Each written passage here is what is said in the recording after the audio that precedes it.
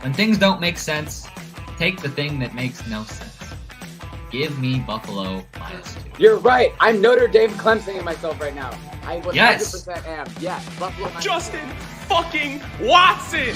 There it is, baby. I don't know your opinion. That's why I'm asking. No. Come on.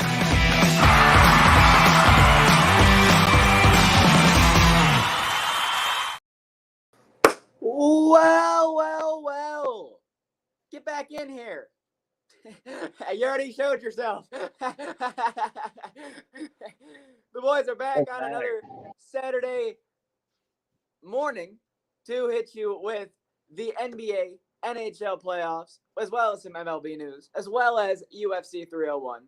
And even Tyler is going to talk to you about some horses. It's going to be a fun pod. It's not going to be too long, but it's going to be a fun pod. You know, we got Tyler and me right now. The Wanderer should be joining us. We don't know what's going on with Luke. But before we get into everything, Tycho just came back from a week-long road trip through the great state of Tennessee. So, Tyler, if you would like to quickly just tell the people overall how your experience was. I'm mad that I'm back. But it was good. I think that says enough. I'm angry that I had to come back, but yeah, it's a beautiful sunny day so far. So maybe I brought the weather with me because Tennessee's got to get 7 straight days of rain. So got a good Morgan Wallen concert in last night. So yeah. Now we're back in Michigan. We're chilling and beautiful. Good. All right, hell yeah.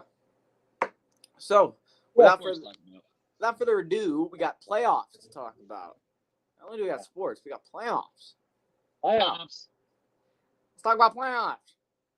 First things first. We have a couple elimination games before we preview the NHL series for round 2 because the NHL has decided to throw patience out the window and just go, hey, Sunday night, you're getting round 1. Game 1, or round 1, game 7, and round 2, game 1. Sorry, you took too long. We're moving on. So, I guess we got to move on too. But when it comes to the eliminations that have taken place, yeah, for real. But when it comes to the eliminations that have taken place since Wednesday, when we last chatted with you all, we had the Edmonton Oilers eliminate the Los Angeles Kings that night, actually. 4-3 was the final in that game. 4-1 was the final in the series. They won in game 5, and Edmonton was in a spot where they have now beaten the Kings, I believe, in 3 straight playoff series. 3 straight years. So yeah, it usually doesn't go too far after they beat the Kings. They don't really make it too far after that, but yeah, no, they're definitely been able to beat the Kings recently. So is that all you want though? If you're an Edmonton fan, or you're like, yeah, we beat LA again, hooray! We do this every year. I feel like, and then we lose. I feel like if you're Edmonton, getting sick of it. And in this circumstance, in this aspect, I feel like you just got to take this momentum and you got to build on it. And you got to know that you didn't, like, you had to beat them in I'd be getting pissed at this point. I'd be like, let us play someone else round 1 so that we don't do the same thing over and over and over again. Yeah, but they also didn't have a goal. We know we can beat LA. They also didn't win both these games by having to score 8 goals, Tyler. They were able to win a couple games with low-scoring games because they actually had a goalie. So yeah. It's taken a while to get goaltending, so maybe that was the one thing they needed to beat another team other than LA. That's what I'm saying. I think that is the one thing they needed to get over that hurdle. But we have 2 game 7s to preview because these teams have not been eliminated yet. Starting off with the game that is taking place tonight at 8:00 p.m. on ABC. We got the Boston Bruins and the Toronto Maple Leafs. And I want to iterate a fact that I told Tyler yesterday. The Boston Bruins have a chance to make history, not just in the world of the NHL, but in the world of the NHL, the NBA, and the MLB. They have a chance to make sports history. It's fucking rare to do nowadays. They have a chance to be the first team to ever blow a 3-1 series lead in the playoffs. in back-to-back years, in back-to-back series. It's never happened before. Look it up. I thought it was back to back to back 3 times. Twice. No, it was last year against Florida, this year against the Maple Leafs. It's never happened twice. Where someone's blew a 3-1, and then the next series they went in the playoffs, they blew a 3-1. It's never happened before in any sport. But the Bruins can. Where do you personally stand? Do you think it happens? Because I don't think it happens. I think the Maple Leafs. It's so Toronto-like to come all the way back after being down 3-1 to get whopped Game 7. That just seems like the most Toronto way to end this is to get absolutely whopped tonight in Game 7. I'm taking Boston, and I'm taking Boston by more than a goal. I think Boston comes out fucking firing. If Matthews plays, that's where I'm at. For whatever reason, like we were talking about yesterday, like if Matthews plays, I don't know if the team's gonna play as well. But Matthews, like we said yesterday, Matthews might get a hat trick, but they lose 4-3. Right. I think Matthews is. I don't think Matthews is gonna play, and that's why I think Toronto can do it. They have a better chance. See that for whatever reason, that seems like the smartest thing. I think they just sit his ass anyways. Yes. And they've been playing better. They've been relying on the other people to step up. And I think, I think Matthews doesn't play. And I'm going to take Toronto to win Game 7. And the fact that Boston, who's had this great sports history, this great sports dynasty, they've been able to hold over pretty much every other sports fan's heads. For us, and when I say us, I mean the 49 other states in the United States of America to have this over Boston is huge. I'm sorry. It's a really, really big thing. Do I think the odds of that happening are high? No. But am I going to take that to happen? Yes, I am. So, there you go. You got both sides of the spectrum there. I might support what Dylan says, but look, it's hard for anyone to support either side of this, but Toronto collapsing. I think we fall on the same sword if you want us to, where do we on the same page? We both agree that they have a better chance of winning if Matthews doesn't play, right? 100%. Okay. Moving on to the next series, going to Game 7 tomorrow night, and that would be Vegas and Dallas. We got an 8 seed versus a 1 seed that has been the most competitive series in the playoffs. Every game has been close. Every game has been tit for tat, and now you're in a position where, both over-unders for last game are 5.5 goals. So if you want to give an over-under play there, that's your goal line. But for this game, I think this is gonna be grimy. I think it's gonna be a down to the wire. I think it's gonna be a very low scoring, back and forth, grimy defensive game. I think Dallas is gonna kick the fucking shit out of them. I'm sick of this. Jake, I'm coming for your head. This is ridiculous. I didn't know this was gonna be my favorite series. I didn't know this was gonna be the best series. I know I have Dallas winning the cup, and I know that in order to do that, I gotta kick your ass in Game 7 at home. So give me Dallas.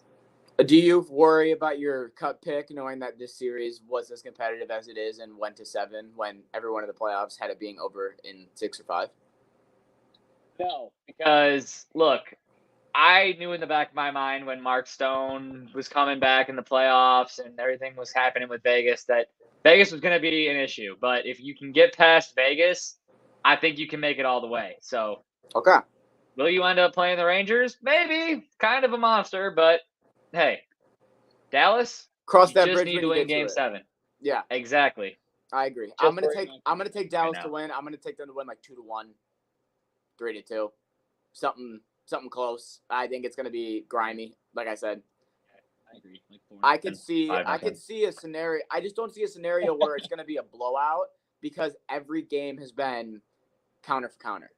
Every game has been just tit for tat. Huh? What'd you say? No, I didn't hear you. Nope, nothing. I didn't say anything. Okay, I was gonna say, well, it didn't come through on the podcast, so nobody heard you. Good. All right. So we both have Dallas winning that, and with those 2 games being over, we got to preview the other series that we can preview because Sunday, Monday, Tuesday, we're going to get playoff hockey before the next podcast, and it's going to be for round 2. So on that same Sunday that we're talking about the Vegas-Dallas game, we have round 2, game 1 of the Eastern second round. We got the Carolina Hurricanes at the 3 seed. We got the New York Rangers at the 1 seed. And this is a series that I feel like has the potential, in my opinion, to be great for Carolina to be like, hey, we beat Long Island. We beat New York. That whole state, we fucking own you. Yeah, no, that would be absolutely perfect. But as somebody who has Carolina winning the Cup, I think the favorite 100% in this series has to be the Rangers. I mean, of course. I mean, President's Trophy Yeah. winner. They're absolutely dominant. Rempe just kicks the shit out of whoever he wants to. He doesn't even have to play the full series because they know what he is. I mean, the Rangers are absolutely dominant. I mean, but they're all around just dominant. So don't forget that. Carolina can definitely put up the firepower to compete with them.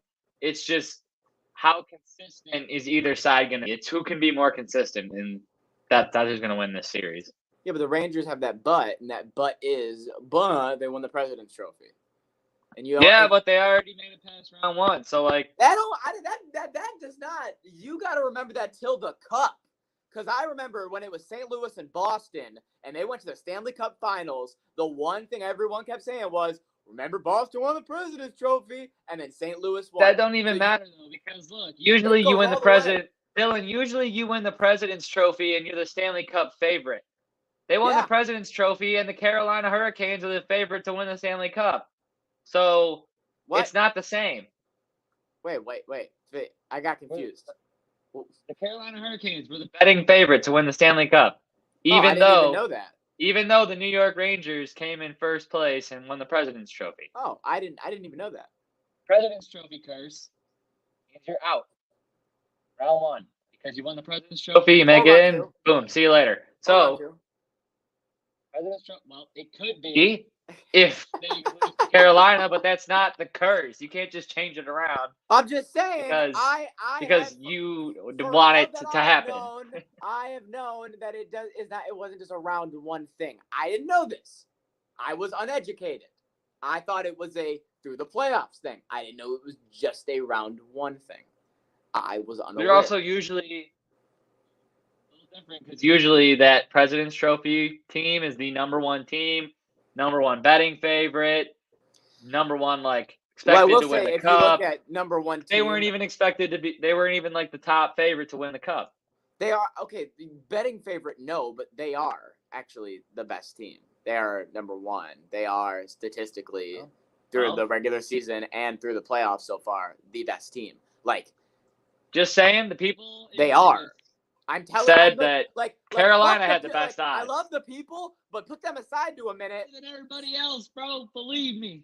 I love the people, but put them to a side for a minute. I'm saying statistically, factually, they are the favorite. They have more wins. But so they're not. If Vegas doesn't set you as the favorite, because you think they're better. Okay, when the entire time the Lions were in the playoffs and they were the favorite for the people to win online, but Vegas didn't have them as the favorite to win the Super Bowl, did they? No. I'm just saying. No. They were the favorite then. Then they weren't the favorite. We know who the favorites are. All based on odds. And the favorite all based on odds right now is the Rangers. 100%. Because the other 1 seed, they're going to 7. Still Carolina. So we'll see about that.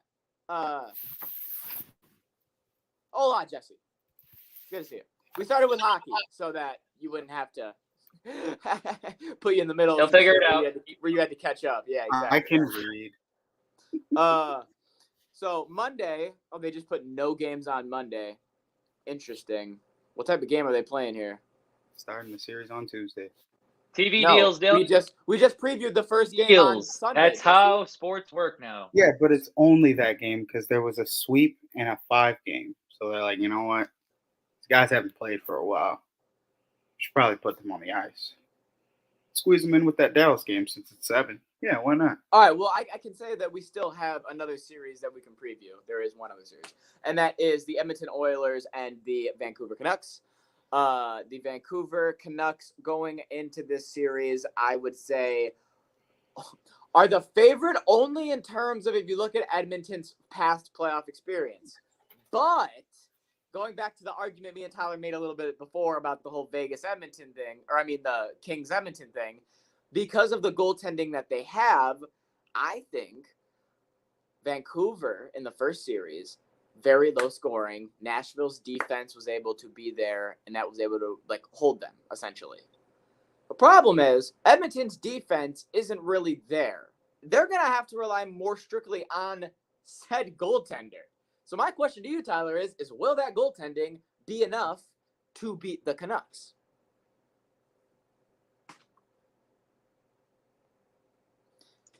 Man, I really don't know. I don't. I'm betting overs in every single one of these games, Dylan. This is not where the defense is going to be played. I don't care who the goalie is. Fucking, you asked the goalie for what's it called? The goalie for Winnipeg. They asked him after the series was over. They said, "Hey, how do you think, after these 5 games, how do you think you did?" And he was like, "You guys might not think so, but I feel like I was playing my best hockey." Jesus Christ. Winnipeg let up in this series, Dylan? It was not pretty. He was not playing amazing. They were letting up a lot of goals, but he still thought he was playing his best hockey. So I don't care how good these goalies play. It's going to get crazy in this series, I think, and there's going to be a ton of goals scored. So I don't think the goaltending is really going to matter. Didn't we check? I'm pretty sure me and Luke fact-checked last podcast that he let up 5 goals plus every game in the series. Every single and you game. checked the interview. This man said I was playing the best hockey in my career. That's how I felt. Well, okay. Okay. Then right. I think that if I'm Winnipeg and I hear that, I have some concerns and I make some adjustments because if I'm just saying a goalie that that's how is I feel. at the Based top on those of his comments, game, letting that's up how I answer 6 your goals question. a game in the playoffs, He was getting tormented. The Jets were not supporting him how they should have been, which is why I think Vancouver will get over it. he let up 6 goals with 21 shots. That's not torment. Did you see the 21 shots? Did you see the 21 shots, or are you just reading the numbers? I'm reading the numbers. I don't give a shit. You're telling me that is 30%. All right, you can't tell me that scoring chance opportunities don't matter, because if I take 21 shots from the blue line and it just goes right in the goalie's chest, but if I take 21 cross creases, it doesn't make a difference. No, I think it makes a difference. But what I'm saying is that last game, 21 saves, 6 goals. Look, this isn't even about him. It was just the reason that I think goaltending doesn't matter. This is not even about him. It really isn't. Actually, my bad. 5 goals allowed. The last one was an empty netter. My bad. But by the numbers. But by the numbers. But anyways, when it comes to that's really all you can talk about in the NHL playoffs because they're in a fucking weird middle zone right now. Anyways, we got the other side. Exactly. We got the NBA, which is a little less fickle and a little more. We know what's going on because there's only one series left that has a game 7, and everything else is determined. But hold on, before we talk about the new series, can we? No, we're not talking about the new series yet. We got to talk about the eliminations first. I would love to talk about Donovan Mitchell's game last night first. I didn't hear a word you said, Jesse. Donovan Mitchell was literally dead last night, and he still put up 50.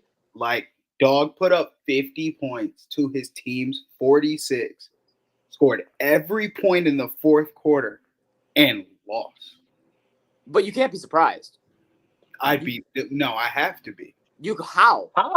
If he's putting up every single point in the fourth quarter, that's exactly why they're going to lose. He has clearly 0 support from anyone else on his team. That's why they're going to lose the game. But this it's not like the players he has around. He was in his bag. Can't score more than 26. I'm in that locker room pissed. Well, they Y'all, just had Hey, the other day, the 76ers series. The Maxey and Brunson both dropped 40 plus. One of them someone had to lose. hey, I'm mad at you guys because I only let you guys take 3 shots and I took 40. How is he? Explain to me that argument, please. He took 39 shots. The second most anyone took was 14 with Darius Garland, and Garland went 10 for 14. Everyone else, 7 shots attempted, 6 shots attempted. Evan Mobley, 5 shots attempted. You go to the bench, 5 shots attempted, 5 shots attempted, 3 shots attempted, 1 shot. He took all the shots. He did the same thing he did on Utah. He goes, I'm taking all the shots, and when I miss, you'll get the rebound points. Darius Garland, 21 points, 10 rebounds. Evan Mobley, 7 rebounds. He played Utah basketball. This is what he does. He took 39 shots. he is not taking close to 39 this year. He went 22 for 39. That was what he shot. I said this series. You're saying that's what he does. You can't compare it to That's Utah what he because did in Utah. he did not do that in Utah. We still saw Joe Ingles play a huge role. We still saw Bogdanovich play When they would a get huge role swept and lose in 5 in the second because round. they all sucked. The Cavs don't suck. I'm not saying the Cavs suck. And that's why I'm saying they're you incomparable. can't be mad at the Cavs when this man took all the shots. That's like Kobe being in the going locker room being mad they lost, and everyone's like, well, Kobe, you didn't pass me the ball. Did they shoot over 50%? Yes, yes, and yes. Not the players, the whole team as one. Did you already said that, didn't you? No, I didn't. Oh, I thought you said he had more points than the whole team or something. No, yeah, he had more points than the whole team, but I want to know the team's field goal percentage. So he shot field goal wise. What's that percentage? 26, 20, 22 I'm for not. 39. I'm not doing the math, Dylan. I know how to go exactly to the number I'm looking for. I thought you did. 56%. Thank So you, they Tyler. did. I was going to say, somebody just do the math. And then if I add up here, 3 for 12, 4 for 20. The team still shot 48% from him shooting. Okay, 22. so right next to 50%. 56. Okay, so right next to 50%. Yeah. When He they can took take less than 36 half of all the shots. shots. 1 for 5 and 1 for 7 are still game changers in a 7-point game. Yeah, because fucking Marcus Morris is a game changer. What are we doing here? What are we? Bro, if you're it doesn't matter who you are. You're taking 7 shots and you're a starter. I need more than 1 to go in. Well, Don't say difference makers. Okay, so they could have put in. They're Marcus playing Morris. the Magic. Why are you treating the Magic like they're somebody? You're right, Jesse. I agree. They should have put in Tristan Thompson instead, and he should have taken 7 shots. What did you want them to do? It was Make him or more Tristan. than a 1/7 of a shot. What do you mean? How about instead of him taking 7 shots, Donovan Mitchell just instead of 39 shots, he takes 49 shots. He took 36. Yes, it's 3 less shots, but maybe he should have taken those 3 that you're telling him he took. Like he took all these goddamn shots, and I'm supposed to say he's a dog, he's a baller, he has the right to take these shots. But what I'm saying is he can't come over here and be mad at anybody else because he was the man that did all of it. Like I missed 14 out of 36. he was 3 for 9 on threes. Maybe he should have shot 33% from 3. That's a normal 3-point shooting percentage. What are you talking about? Well, he's an all-star. Maybe he should shoot an all-star percentage. Since he wants to take 30 fucking shots, 30 plus shots. My whole argument was when you said he should be pissed in the locker room, and yes. I don't think he has the right to be mad at his teammates when he's not giving them the ball. I do. I gave you the ball 7 times and you only made it once. No, I'm not giving you the ball again. I don't think he actually gave Marcus Morris the ball once. That probably just accidentally rolled to him and he got it and shot it. I don't think we really know that fucking he passed off his knee or some shit. Yes, I don't think we know that he actually got that wasn't really supposed to happen. If Luka puts up 50 and the team puts up 46, we're talking about it differently. No matter how many shots he took. I disagree. I think it's the same way. Because we would be like, Luka, that's what you do. And if Luka came into a press conference, or if Donovan Mitchell came into a press conference and was like criticizing his team, you'd be like, wait a minute. Or at least me. We could be different on this. We could be different because you're putting these guys on a like the Magic are not shit at the end of the day. They're a great team and they're in the playoffs. Who said they were shit? I had them winning the series. You can have them winning the series. You like the Magic. There's bias in it. Who said they were shit? Me. I'm saying they're shit. Fine. Just because they made the playoffs, we'll give them a fucking pass. Did we think the Jazz were anything when they made it first? No. Were the Pacers good when they happened to make it without Paul George? No. Good teams don't always make the playoff from the East. The East is weak. I give you that. So there's no reason 2 players should shoot 2 for 12 against the Magic. I don't care if you're the big man. I don't care if Paolo's on you. You can't shoot 2 for 12. Who shot 2 for 12? Combined. Your big man. Oh, yeah. Mobley and Morris. I feel like we got to stop using Marcus Morris, but I understand your point. He's a starter. You start, you got to fuck. He's not a starter. He is a filler in the starting 5. They needed to put this was their options. Listen, they had 3. Listen, they could have put in Isaac Okoro, Tristan Thompson, or Marcus Morris. I'm sorry.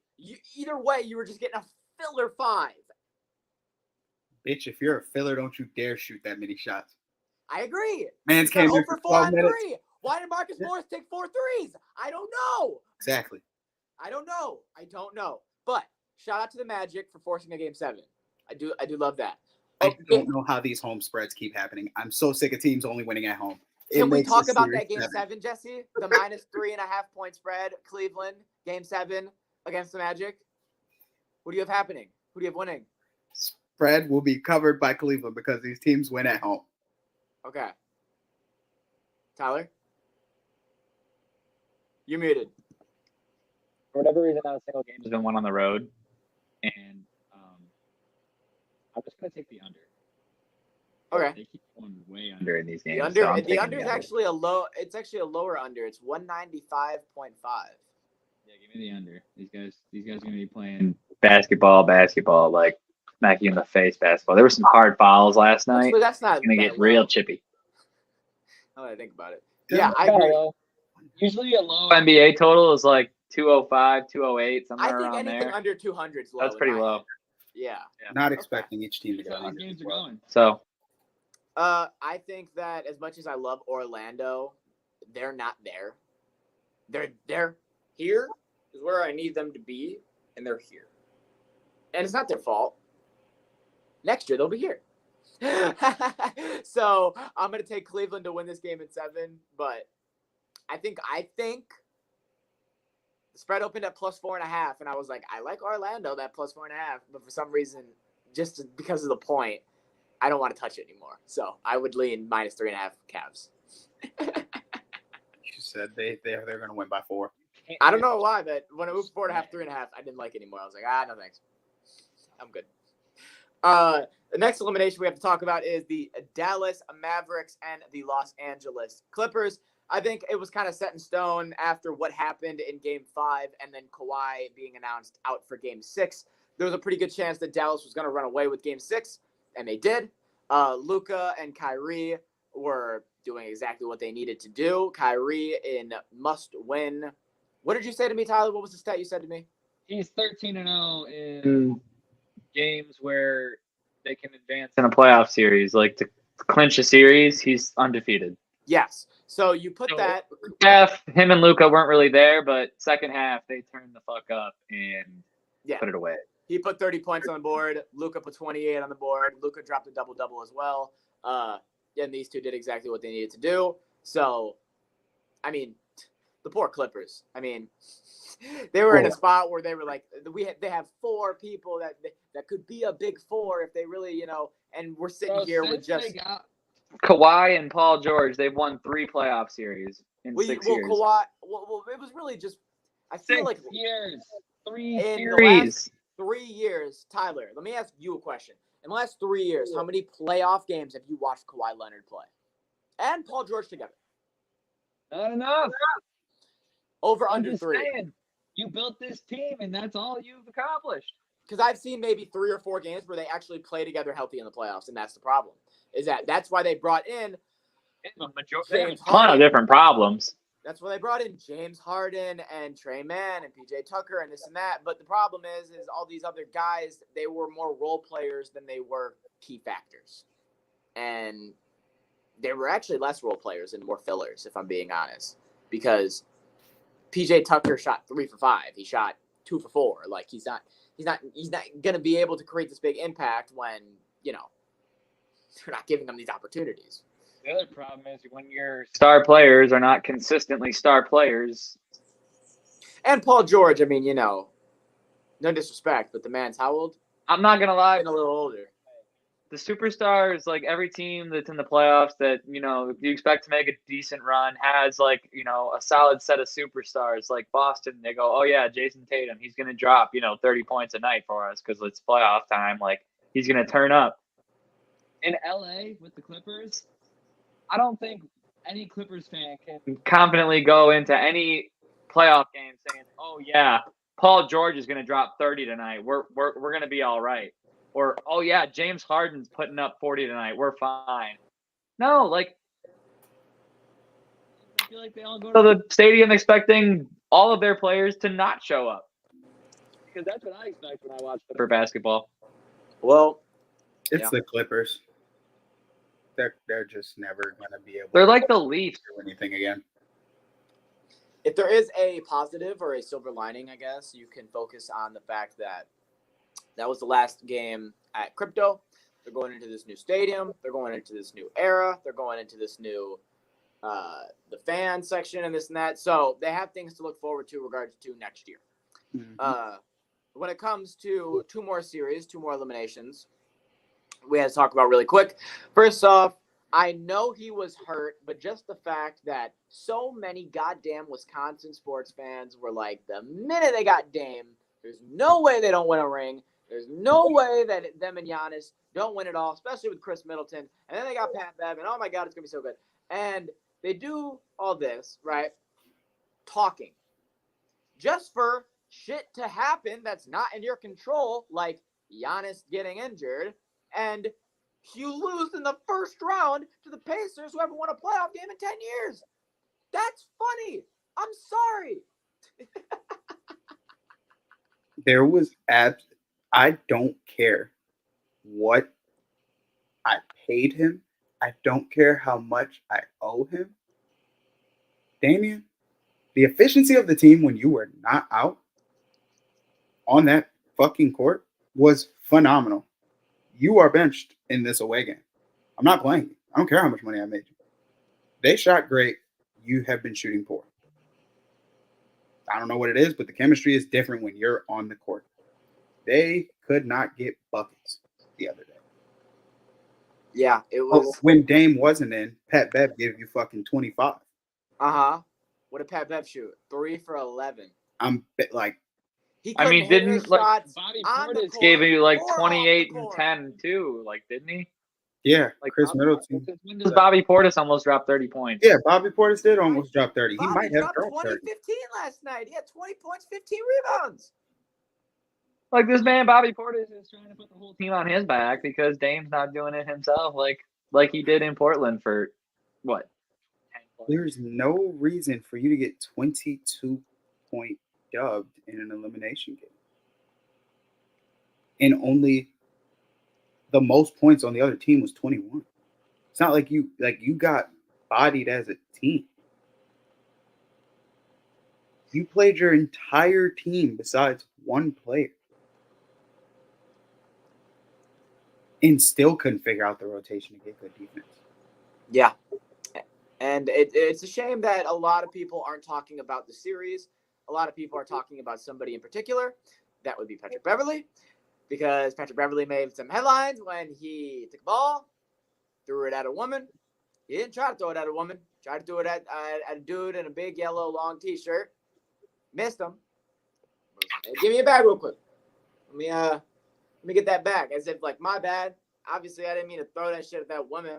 Why would I do that? Dude was like, yeah, clearly, like, why would you do that? Throws the ball back at him. Pat's like, yeah, appreciate that. Because I meant to throw it at you, motherfucker. And I'll do it again, bitch. And he threw it right back at him. And then he goes out into the press conference.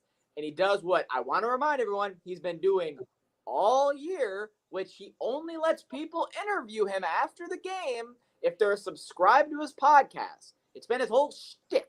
It's been his whole, when he gets on the mic and the Bucks games in front of the crowd, he says, subscribe to the pod before he leaves. He tells the Bucks interviewers, all of you are subscribed to the pod before he does his interviews. They're all like, yeah. He's like, good shit. And then he does an interview.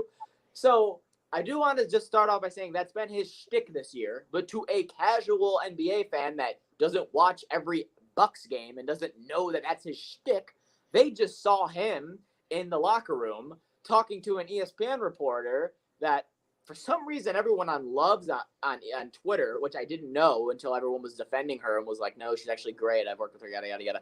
So shout out to her.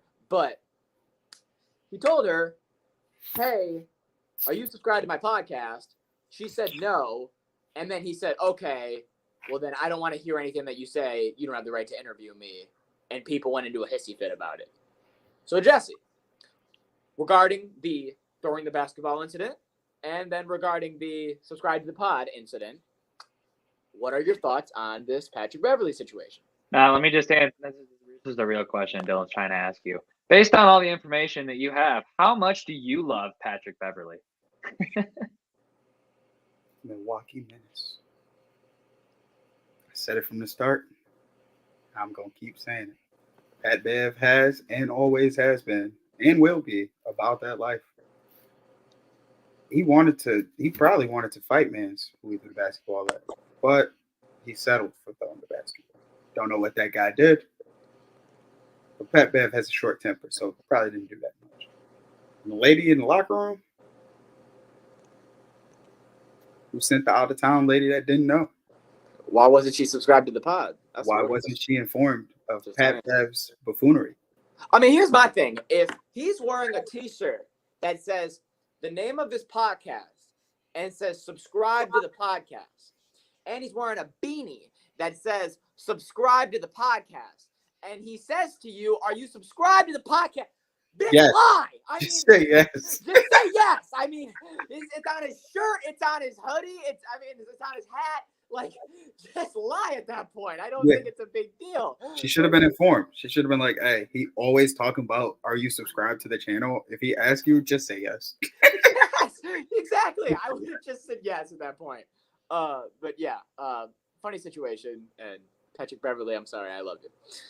Moving on. Final series elimination was the New York Knicks and the Philadelphia 76ers. It was Jalen Brunson versus Tyrese Maxey, and in the game where you needed him most, I'm sorry to say that Tyrese Maxey shot 6 for 18 with 17 points. Jalen Brunson said, shit, I'm going to put up my 41. Now, Embiid dropped 39. Embiid shot 12 for 25, which still isn't that good. Embiid's been, I want to ask you this, why the fuck has he been getting blocked so many times this series? At least twice a game, he's been blocked. And I don't see that normally ever with Embiid. It's becoming it was a normal thing with the Knicks. You want to know why? Yes, I do. Because he was playing like a soft-ass hoe. He was playing soft. He was being Charmin out there. He didn't care. He was up butts. He was being with the shit. He was not being the shit. That's what Joel's problem was. I don't know where his lack of effort, you mix that with Harden, but then it doesn't look like they're lacking effort. But then you're like, wait, he got blocked. And he didn't look as aggressive. It's because they play soft. James Harden did it in Houston. He always faded away when it mattered. That's been his whole shtick. Joel plays soft in the playoffs. Maxey was supposed to be the one that stood up. And like you said, he vanished like the Avatar. Yeah, I agree. It's a damn shame. And right as people were starting to say Maxey is the new main guy in Philly, he's the new poster guy, he goes and does that. And I just think it's very Philly of him to do. But another thing that I want to talk about really quickly is motherfuckers in Philly hate Tobias Harris.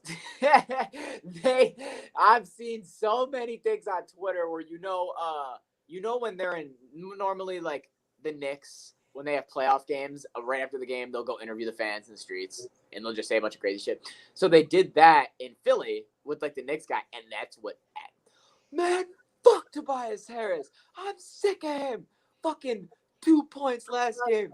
0 points this game, and that's a starter. He shot 0 for 2 and 3 assists and 0 points. You have to remember this. Tim.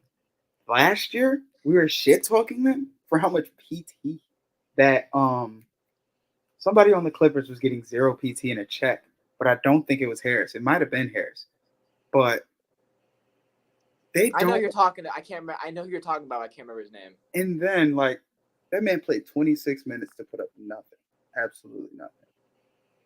So like, and what makes it worse?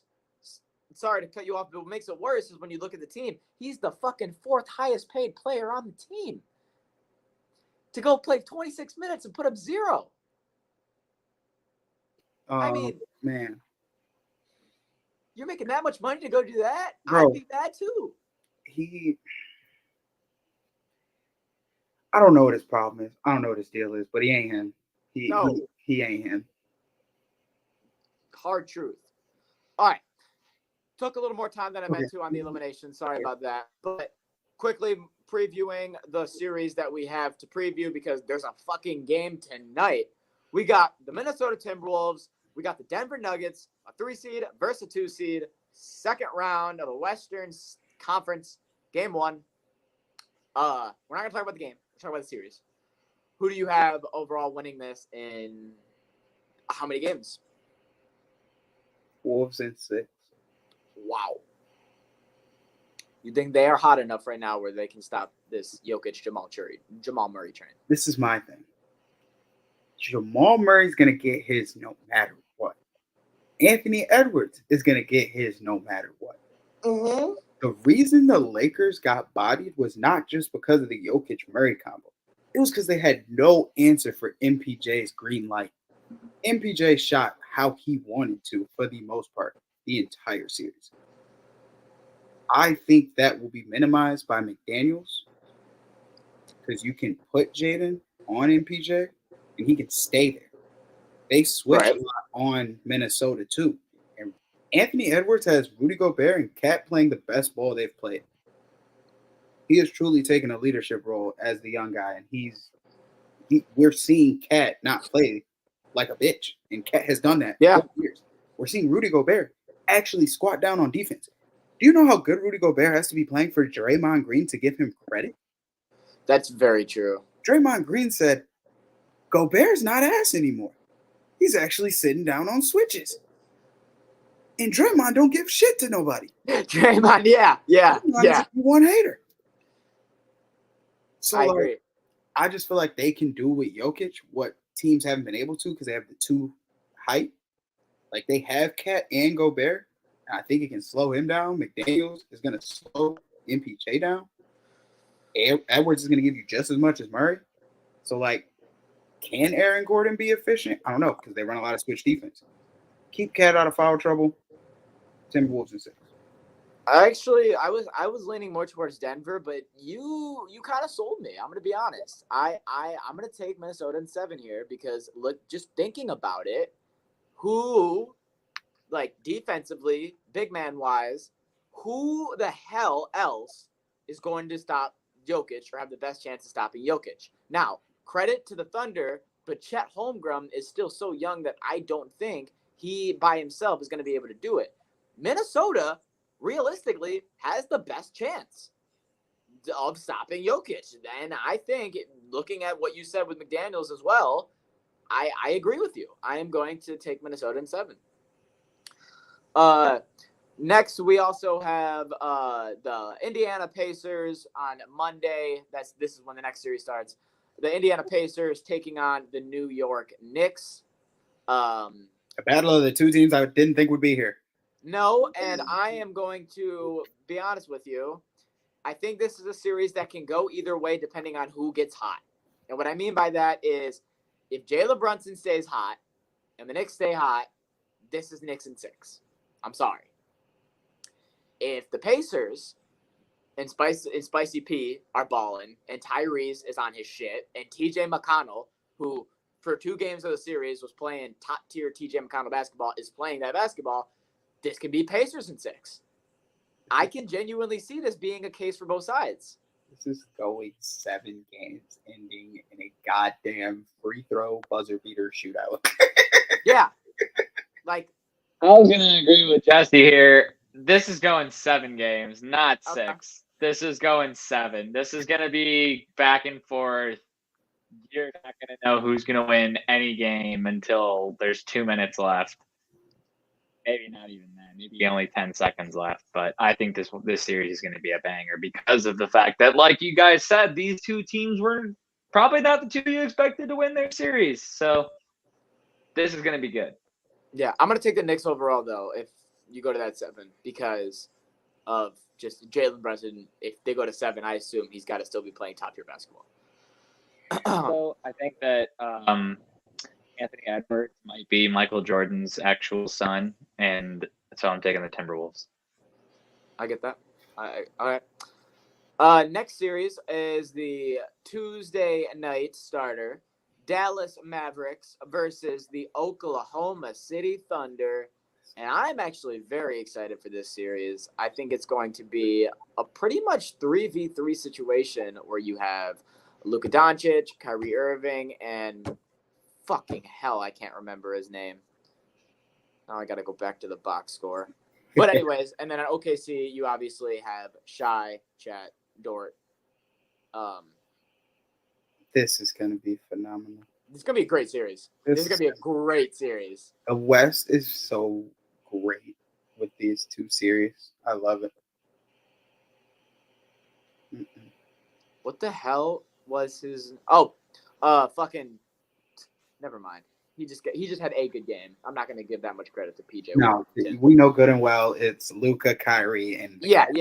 It's Luka, Kyrie. It's Luka, Kyrie. Let's just chill. the buddy. Yeah, I'm gonna take Dallas in 6, but I think it's gonna be a great series. I have no the idea. youngest Western Conference final. OKC versus fucking Minnesota. Give me OKC in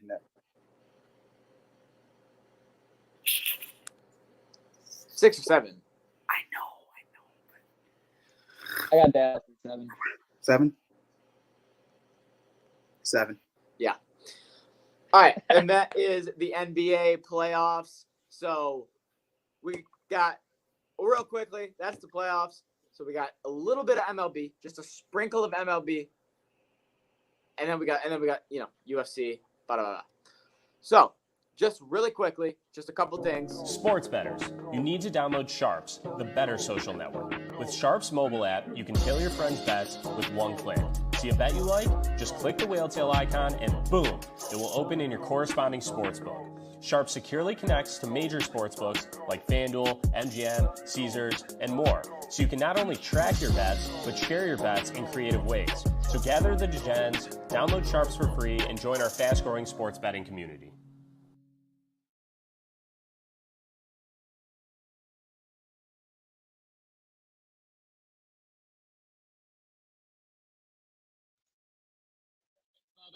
We are back. Nerfy Nation picks for today. Detroit at New York and Toronto at Washington. 42 and 22 on the year. If you want to hop on the Nerfy train, we are hitting at 65% hit rate right now. Hop on board now. Detroit, New York, Toronto, and Washington. Today's Nerfy Nation picks. Now we will get into the baseball. All right, so we just got, like I said, just a couple things here. Sprinkle of baseball. Quickly, we have the San Diego Padres making a trade with the Miami Marlins, where all-star second baseman Luis Ariz has been moved from Miami to San Diego, and he is now going to be joining the lineup of Fernando Tatis Jr., Jay Cronenworth, Manny Machado, Xander Bogaerts, and more. So I'm very curious, Jesse, how you feel, because you are a notorious Padre hater. It's another all-star going to the lineup, but they're still in the battle here with Arizona, and then obviously the Dodgers are keeping that 1 seed. You know it's a problem. What? So they don't have contact hitters. They really, like, Ha-Seong Kim's, like, the only contact hitter they got for him. Yeah, and I guess what's the catcher? Like Campusano? Yeah, Luis, too. Yeah. He's a solid contact hitter, but they got a lot of pop. Yeah. So this does give them a guy to get on base to get a run in for pop. But I agree. he's going to the Padres. You think he'd hit the same or better. That average is going to start going down. Stop. No, it will not. It will be Inconsistency will come with the new home. Because what is consistent in San Diego? It'll even affect Luis Ariz. That's how sad it is there. Call me a D1 hater. I know what I am. And I still make my statement stand. When we're seeing Luis bat 276 for the first time in a minute, don't be surprised. The reigning batting champion for 2 years in a row. You heard it here first. Yep, you heard it. The decline, ladies and gentlemen. San Diego demise. All right. We got two more things here, both involving the same team. Actually, real quick, the Twins have now won 11 games in a row for the first time since 2006. Stop it. Stop. That's all I wanted to say. Quickly, though, the Mets and the Philadelphia Phillies, basically, the Phillies, who were notorious for Dollar Dog Night, decided this is the first year. We're not doing it because hot dogs keep ending up on the field. You guys are crazy. We're sorry. So the Mets were like, fuck it. We're not very good. Let's take it. Let's do it. So the Mets stole Dollar Dog Night. They decided, let's just dry it out. And they sold the most hot dogs ever sold in Citi Field in one night with 44,269 hot dogs. And the Mets won, and it was a great thing. And, yeah, I saw this and was like, holy shit, they just completely stole Dollar Dog Night, and New York was able to do it better than Philly, which I know both fan bases are, have their goods and bads, but it just seemed like something that I was like, interesting. Did every person in the stadium get a dog? I do, right? What's the best way to get Philadelphia people to behave, or the best way to get New York people to behave? Get them to all equally hate another fan base the same. Yeah. What does New York hate? Philly. So, hey, they're like, fuck you, Philly. We're going to just do this better than you just to show that we're better than you because fuck you. That's the only reason that I feel like this went as well as it did, just to spite Philadelphia people. Yeah. And what's great is our final piece of news topic today is the Philadelphia Phillies are currently 20-11.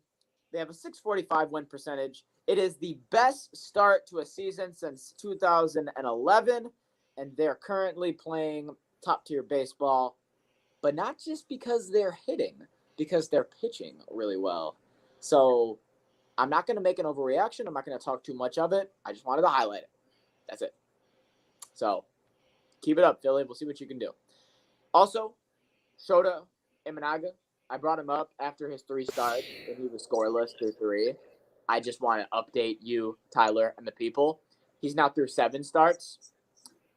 He threw 7 scoreless innings last night, and his ERA is currently 0.78, which leads the majors. Wait. 7 starts. 0. That's absolutely insane. 0.78. What's he let up? 2 runs? How many It runs seems like it. all year? Yeah, 2 runs over the 7 games, probably. 7 games, and his ERA is right? 0.78. Yeah. It might be 1. So he is still just lights out. Well, I know we were wondering, like, is he going to just be able to keep that up? That's pretty impressive.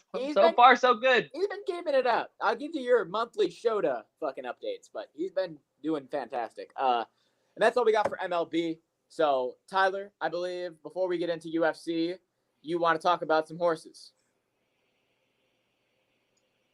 Okay. All right.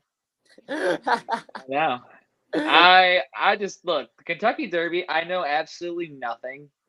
But one thing that I look forward to every year is the names of all the horses, because if you're picking your horse based on anything other than the name, I feel like you're doing it all wrong. Because there's no method to the madness. No. Obviously, if you find out, like I found out this morning, that no horse has ever won coming out of gate 17, well, I guess I don't want to gate 17, but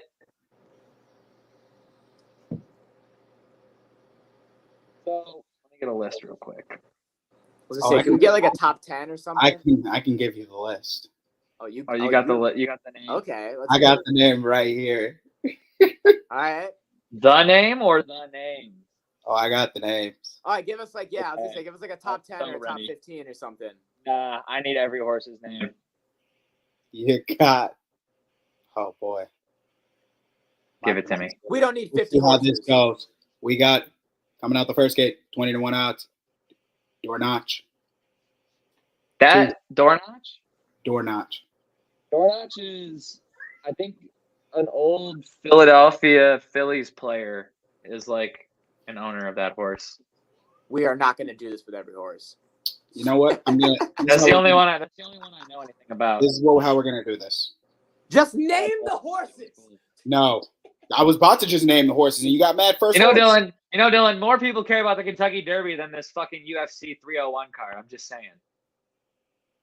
We know nothing about this. So stop not caring. Horses matter. Grand Mo the First and Society Man are 50-1. Ooh. Okay. Society Man. It sounds like Society Man. Sounds like a decent name if you ask me. Epic Ride, Domestic Product, Endlessly, and Catalytic, along with TO Password, parentheses Japan. TO Password. JPN. JPN. Okay. I'm going to call it Japan. 30-1. Those are your 31 horses. 20-1s. We got Mystic Dan, Track Phantom, Stronghold, and Resilience. 10-1s are Just a Touch, Forever Young. Just a touch. Don't talk about that. They're getting a TV show. Moving on. Those are your 10-1 horses. And all right. So the best horse. Hold on. Let me give the people the best horse. The 3-1. The showrunner. The man they think has taken it all. Sierra Leone. Bro, how do you look at a horse called Track Phantom and not think that horse is gonna win everything? Track Phantom is a badass horse name, but then you look at another name like Catching Freedom. Don't forget about them. Product.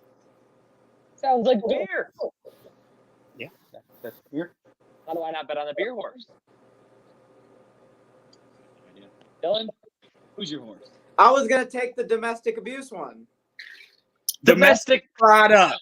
Jesus. Domestic abuse. Never mind. That's not. Why would I anyone was do like that? domestic abuse. Okay. I'm not taking domestic product. I took you for more of like a Just a Touch man. No, I'm more of a domestic abuse. No, I can't say that. That's no. I can't say that. You don't even have anyone to domestically abuse. You're by yourself every day. Hey. This guy. That would not have came out right. The people know who's being domestically abused. All right, let's keep it moving here. All right. Leave your picker alone. All right, guys. Well, now I don't know who to take. I thought that it was called domestic abuse. That's ridiculous. You don't take Just a Touch. No, you're not going to tell me who I take. You tell me who you take. You're just a touch kind of guy. I'm taking Catalytic. It's already been in the book. All right, Tyler's got Just a Touch. Jesse's got Catalytic. I got Mystic. Give me Mystic Dan.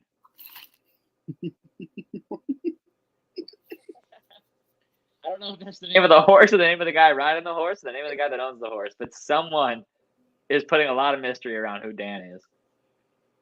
Yeah, we definitely Catalytic, 30-1. Wrong. Coming out the 5 gate, I think. About to tear it up. I know. All right, Dylan. I'm trying to look for a dark horse, no pun intended. Take the 50-1 Grand. You tried to take the darkest horse you thought was available. Yeah, technically. Domestic abuse horse over here. That was a dark horse. I mean, I'm looking at Society, man. 50-1 plus 5,000. I'm gonna take Society, man. I hope I see him run across that fucking gate first. He comes out, he's got 3 legs. I'm like, oh. Bro, he like stumbles, just trips, eats shit right off the gate. They're like, and please welcome our Make-A-Wish horse of the day, Society, man. And it's like a little kid on him, and I'm like, oh, fuck. It's a donkey. It's not even a horse. It's a donkey. All the water bottles for all the actual horses. If any of us are right, someone's got to give the. Okay, I'll give one of you $5 if you're right. If you give one of me $5 if Society Man wins. If you give sure. me Society Man wins, I'll give you $50. Okay, I'll give you $5. You give me 50. Yeah, sure. Whatever. Bet. Like a horse. All right. Now we can quickly move into UFC 301. And the good thing is, I won't waste your time because this card sucks. I'm not going to sugarcoat it. They went to Brazil, Kind of what I thought. so they put 5 Brazilian fighters on the main card. And the problem is, how many well-known main Brazilian fighters are there, like, currently on this card? 1, 2. That's it. So they kind of themselves here with just basically saying we're gonna hype it up for Brazil, but when you're following UFC 300, you can't be a spectacular card. It's just no. So I'm not even gonna act like I care about the first 2 fights. So I guess just take Paul Craig and Michael Pereira because they're the Brazilian guys and they're fighting 2 unknown guys so that they can get the win. All right. That sounds smart. First fight of the 3-fight card. It might be better, but I'm only watching the 3. Anthony Smith versus Vitor Petrino. This is the young Brazilian prospect, the 26-year-old undefeated, and Vitor going up against Anthony Smith, who has just been notorious for getting knocked out by everybody. He is 37-19. He's been in over 50 fights. I think this is just a setup for Vitor to get a huge victory. So I'm going to take the undefeated Vitor here in Brazil. Next. I feel like at least not maybe it's not just this year, but this year, last year, like just the last couple of years, these guys that have been fighting for forever, whenever they get thrown into like a card and they're one of like the top 3 fights of the card, they just get absolutely mashed, and then next thing I know, they're putting their gloves down in the middle of the ring. To put it into like, sorry, I'm a pro wrestling fan. I'm a WWE guy. To put it into like those terms, it's like the old guy putting over the younger guy. It's like, hey, I know I'm not winning this match, but I gotta put over the new champion, the new guy. You know what I mean? Make you look good. That is exactly how it feels. Like they feel like they kind of know that going into it. Like, my odds are not good, but we have to do this. Hey, I'm gonna get paid, and also I'm making a star out of this guy as well, which is good for the sport. Which sucks because I might get knocked out, but hey. Yeah. Speaking of stars of the sport, we have a UFC Hall of Famer who retired and then unretired because there was a pay-per-view in Brazil and he wanted to fight. So Jose Aldo's fighting again. We have Jonathan Martinez, 19-4, going up against the 37-year-old Hall of Famer, like I said, Jose Aldo. So here's where you look at it. You go, okay, Jose Aldo, he's a UFC Hall of Famer. He's a former 2-time UFC world champion. He's in Brazil. All odds point to him. On the other side of the coin, you go, the guy he's fighting is on a hot streak. He's 8 years younger, and he has in a lot better position. So, Tyler, before I give my pick, I'm curious. Which side of the coin where do you fall on? Aldo loses in a decision. Okay. It's nostalgia on both ends.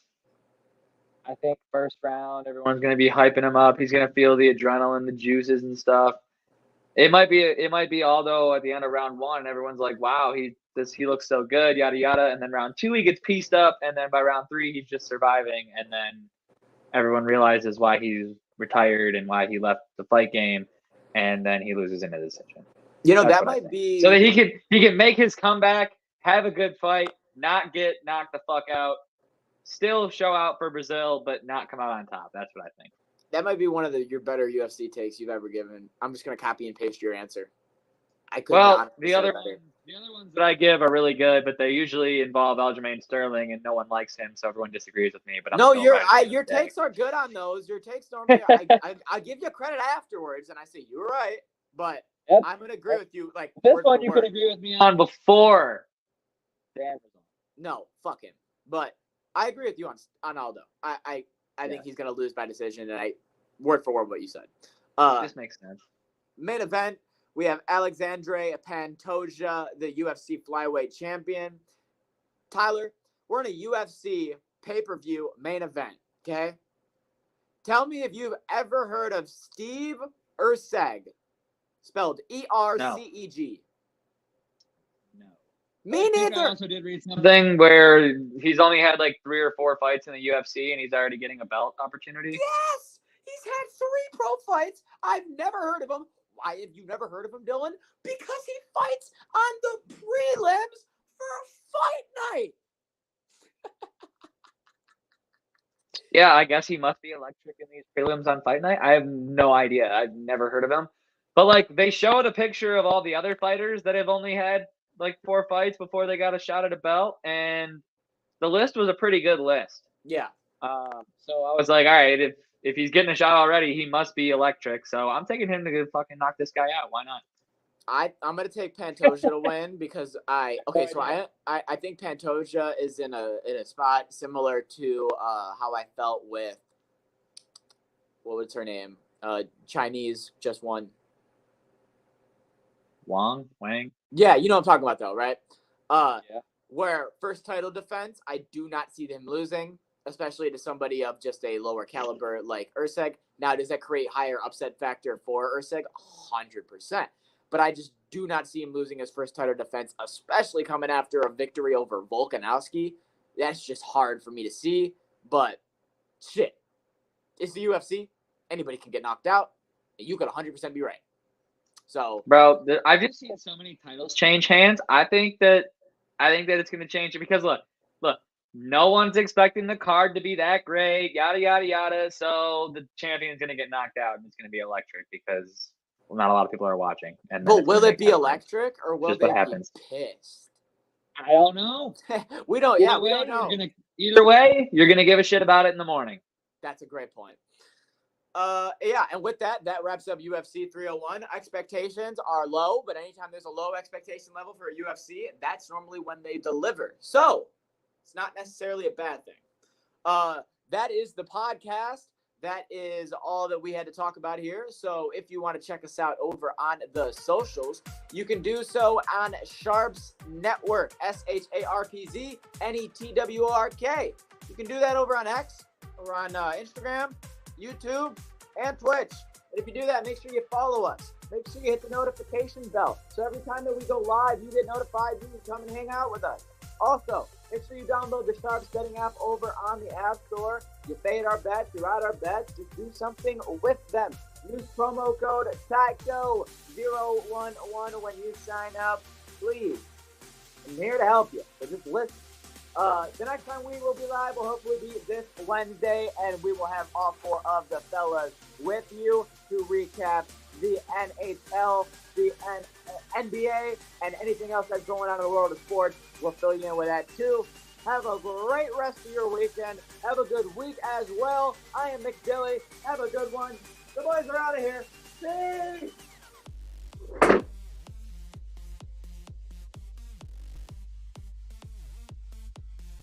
Sports bettors, you need to download Sharps, the better social network. With Sharps mobile app, you can tail your friends' bets with one click. See a bet you like? Just click the whale tail icon and boom, it will open in your corresponding sportsbook. Sharps securely connects to major sportsbooks like FanDuel, MGM, Caesars, and more, so you can not only track your bets, but share your bets in creative ways. So gather the degens, download Sharps for free, and join our fast-growing sports betting community.